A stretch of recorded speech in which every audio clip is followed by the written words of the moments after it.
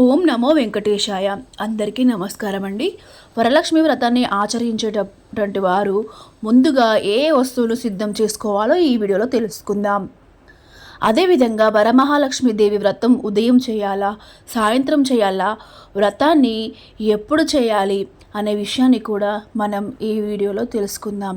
ఉదయం ఆచరించాలా, సాయంత్రం ఆచరించాలా, అదేవిధంగా వరమహాలక్ష్మి వ్రతాన్ని చేసేటటువంటి వారు కలశంలో ఏ వస్తువులను వేయాలి అనేటువంటి ఎన్నో విషయాలను ఈ వీడియోలో మనం చక్కగా తెలుసుకుందాం. వరాల జల్లుల్ని కురిపించేటటువంటి వరమహాలక్ష్మి వ్రతాన్ని ఎవ్వరైనా చేసుకోవచ్చు. ఎందుకంటే మనందరం కూడా లక్ష్మీదేవి బిడ్డలమే కాబట్టి మన అమ్మను మనం పూజించుకోవడానికి వేరే అభ్యంతరం ఎందుకండి. కాబట్టి ఎవరైనా భక్తితో వరమహాలక్ష్మీదేవిని పూజించుకోవచ్చు.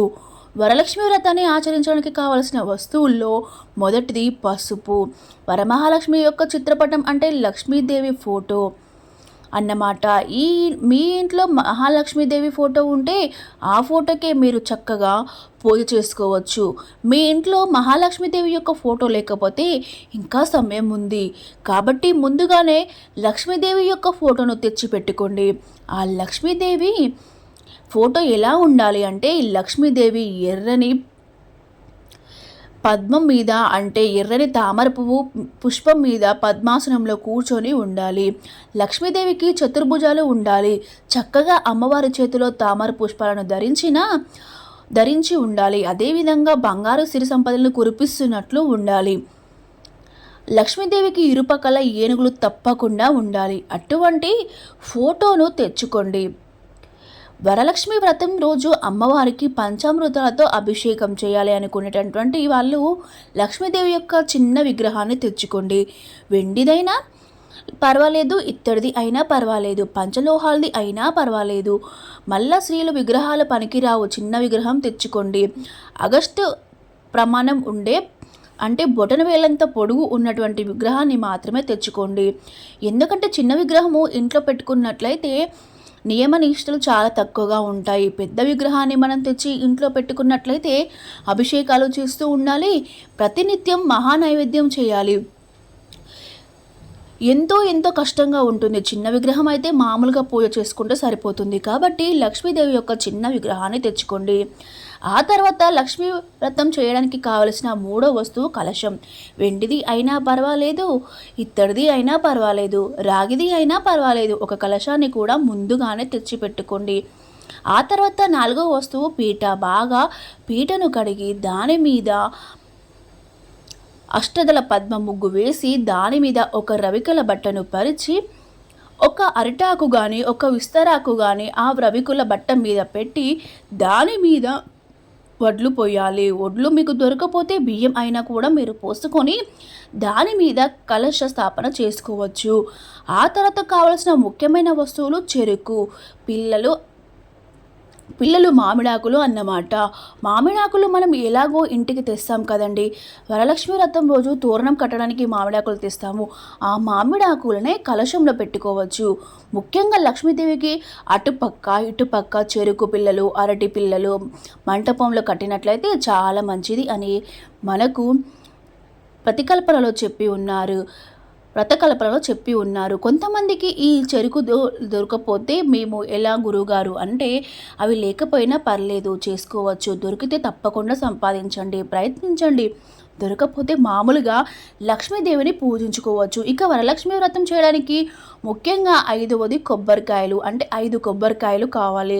లక్ష్మీదేవికి కలశం మీద పెట్టడానికి ఒక కొబ్బరికాయ, అదేవిధంగా వ్రతం చేసేటప్పుడు కొట్టడానికి ఒక కొబ్బరికాయ, మళ్ళీ సాయంత్రం పూజ చేసేటప్పుడు అమ్మవారికి కొట్టడానికి ఇంకో కొబ్బరికాయ, ఉద్వాస చేసినప్పుడు అంటే అమ్మవారి కలశాన్ని కదిలిస్తాం కదా అప్పుడు ఇంకొక కొబ్బరికాయ, హారతి చేసేటప్పుడు కొబ్బరికాయ కొట్టాలి. ముఖ్యంగా అమ్మవారికి వాయనం ఇస్తాం కదా ఆ వాయనంలో ఒక కొబ్బరికాయని మనం పెట్టి అమ్మవారికి వాయనం ఇవ్వాలి.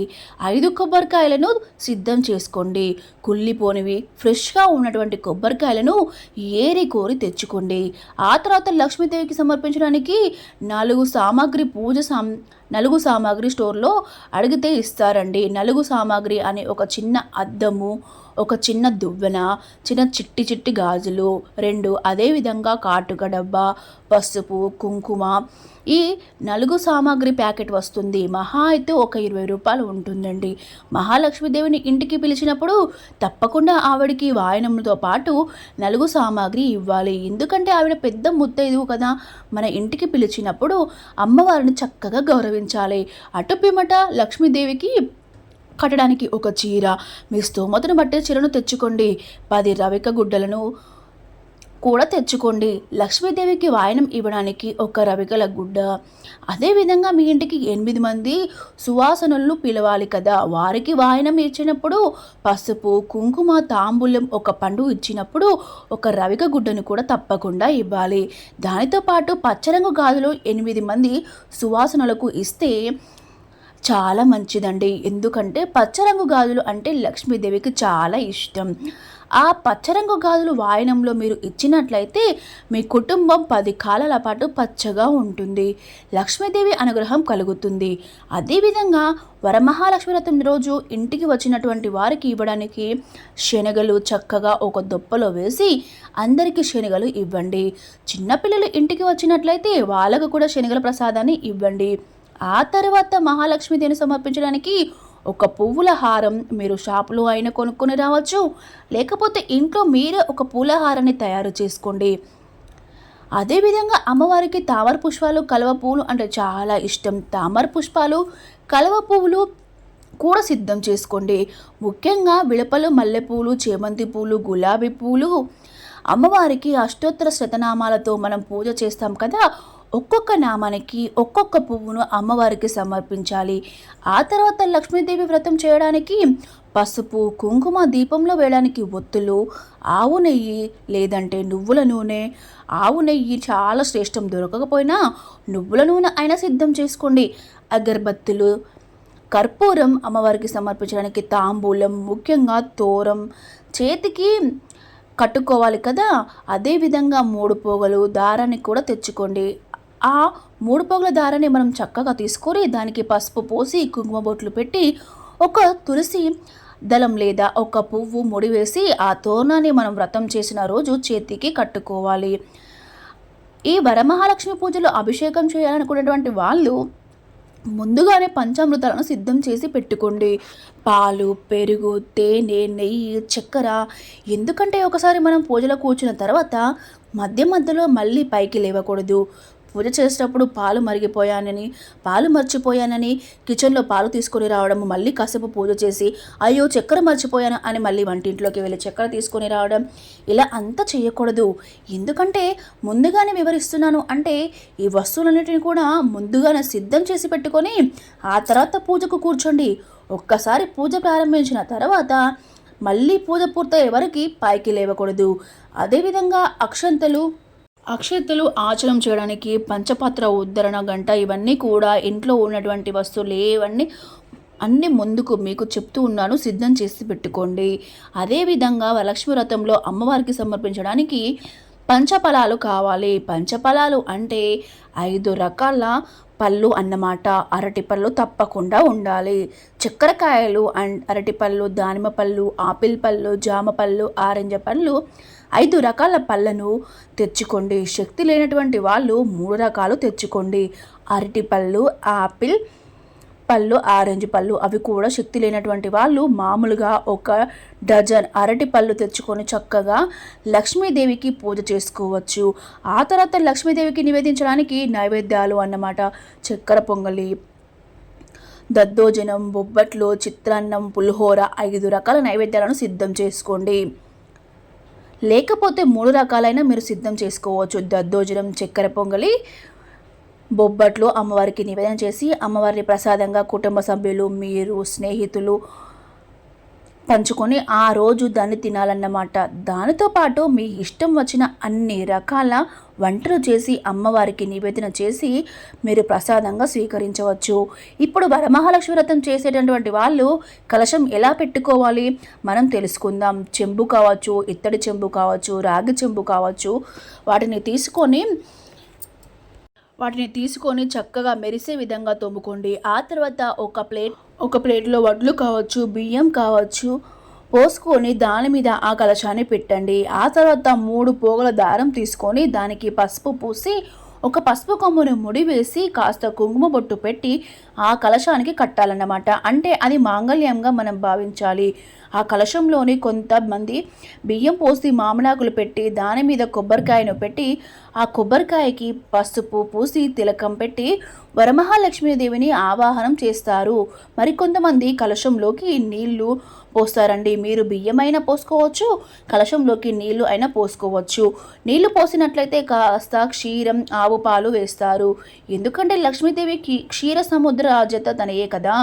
ఆ తర్వాత అందులో కాస్త పసుపు కుంకుమ వేసి, ఒక పుష్పాన్ని వేసి, ఒక బిల్వ దళాన్ని వేసి, ఒక వెండి నాణం కానీ బంగారు నాణెం వేస్తారు. 2 ఏలకులు, 2 లవంగాలు కూడా వేసి దాని మీద మామిడాకులు పెట్టి కొబ్బరికాయను పెట్టి పసుపు పూసి తిలకం పెట్టి అందులోకి వరమహాలక్ష్మీదేవిని ఆవాహనం చేస్తారు. 2 సంప్రదాయాలు ఉంది, మీరు ఎలాగైనా చేసుకోవచ్చు. మరికొంతమంది కలశంలోకి పంచపలవాలు అని మీరు గూగుల్లో సెర్చ్ చేస్తే వస్తుంది. ఆ పంచపలవాలను కూడా వేసి మీరు కలశాన్ని పెట్టుకోవచ్చు. వరలక్ష్మి వ్రతం అయిపోయిన తర్వాత ఉద్వాసన చెప్పిన తర్వాత మీరు కలశం కింద అదేవిధంగా కలశంలో బియ్యం పోసినట్లయితే ఆ బియ్యాన్ని ఏం చేయాలి అంటే చక్కగా పొంగలి చేసి మీరు మీ కుటుంబ సభ్యులు మీ స్నేహితులు చక్కగా అమ్మవారికి ప్రసాదంగా తీసుకోవచ్చును. ఆ కలశానికి కట్టినటువంటి పసుపు కొమ్మును 2 రకాలుగా మీరు వినియోగించుకోవచ్చు. ఒకటి మీరు చక్కగా పసుపు కొమ్మును మిక్సీలో వేసి పౌడర్ చేసి ముఖానికి పసుపు పూసుకోవచ్చు, మంచిది. లేదంటే నీళ్ళలో ఆ అరటి పిల్లలు, చెరుకు పిల్లలు, మామిడాకులు వదులుతారు కదా, అప్పుడు ఆ పసుపు కొమ్మును కూడా నీళ్ళలో వదిలేయవచ్చు. ఒకవేళ కలశంలో మీరు నీళ్ళు పోసి పూజించినట్లయితే ఆ కలశంలో ఉన్నటువంటి నాణ్యాలను తీసుకొని మీరు డబ్బు పెట్టుకున్నటువంటి బీరువాలో పెట్టుకొని ఆ నీళ్ళను పూల మొక్కలకు పోసేయవచ్చు. ఇక ఆ కలశం మీద పెట్టినటువంటి కొబ్బరికాయను ఏం చేయాలి అంటే ఆ కొబ్బరికాయను పగలగొట్టి ఆ బియ్యంతో మీరు పొంగలు చేస్తారు కదా, ఆ పొంగల్లో ఈ కొబ్బరికాయను తురిమి ప్రసాదంగా తీసుకోండి. ఇంకొంతమంది తాంబూలలో కొబ్బరికాయని దక్షిణం పెట్టి ఎవరికైనా బ్రాహ్మణునికి దానం ఇస్తారు. అలా అయినా కూడా మీరు చేసుకోవచ్చు. వరమహాలక్ష్మి వ్రతం ఏ సమయంలో చేయాలి? గోధూళి లగ్నంలో చేస్తే చాలా మంచిదండి. లక్ష్మీదేవి సాయ సంధ్య వేళలో ఇంటికి నడిచి వస్తుంది కాబట్టి సాయం సంధ్య వేళల్లో వరమహాలక్ష్మి వ్రతం చేస్తే చాలా మంచిది. కొన్ని సాంప్రదాయాల ప్రకారము ఉదయమే చేయాలి. Thank you for watching.